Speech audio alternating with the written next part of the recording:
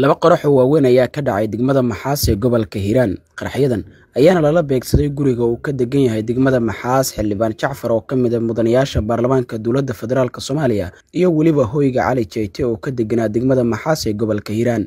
Qaraxyadan oo laga soo buuxiyay laba gaari oo saaraf ah ayaa waxaa ka dhashay burbur hantiyadeed iyo waliba dhimasho iyo dhaawac soo gaaray dad ku sugnaa goobihii uu qaraxu ka dhacay. Haddaba warbixintan waxaan ku eegi doonaa xogihii ugu dambeeyay ee qaraxa ka dhacay degmada Maxaas ee gobolka Hiiraan. balse kor warbixintan fadlan muuqaalka like saar si share garay oo la wadaag saaxiibada Facebook si ay u ogaadaan xogtan.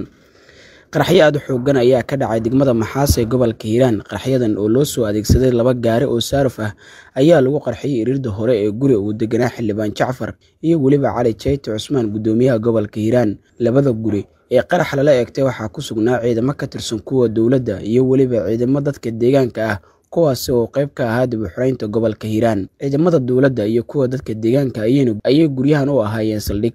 sidoo kale waxaa halkan tagi jiray dadka martida ah ee taga degmada Maxaas ee gobolka Hiiraan. waxaa qaraxa ku geeriyooday dad shacab oo aan waxba galabsan kuwaas oo ku sugnaa goobo ganacsi oo ka agdhow halka qaraxa lala beegsaday. sidoo kale waxaa la soo warinayaa dadka ku dhintay qaraxa inay ka mid tahay Sihaam Siciid oo ka mid ahayd dhalinyaradii maalmihii ugu dambeysay gaartay degmada Maxaas ee gobolka Hiiraan, iyada oo gabadhan ahayd gabar si weyn looga garanayay baraha bulshada isla markaana deegaan ahaan ka soo jeeday degmada Maxaas ee gobolka Hiiraan. qaraxan ayayna ka mid noqotay dadka ku dhintay maanta. warar kale oo la helaya ayaa sheegaya in mas'uuliyadda qaraxan ay sheegteen kooxda Al-Shabaab. sidoo kale weli wax waraa kama soo saareen maamulka degmada Maxaas qaraxan iyo waliba khasaaraha ka dhashay. waa markii ugu horeysay ee qarax noocan ah lala beegsado degmada Maxaas ee gobolka Hiiraan.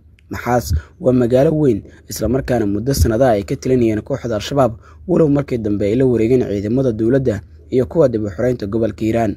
Maxaas waa magaalo nabad ahayd isla markaana laga qaadi jiray dagaalka ka dhanka ah kooxda Al-Shabaab ee ka socda deegaanada kaabiga ku haya degmada Maxaas ee gobolka Hiiraan. waxaana maanta ka dhacay qarax aad weyn midkaas oo laga maqlay qaybaha kala duwan ee magaalada Maxaas ee gobolka Hiiraan. qaraxan waxaa isna ay waxyeelo ka soo gaartay dad shacab ah oo ku sugnaa sida aan hore u sheegnay afafka hore ee goobta qaraxa lala beegsaday.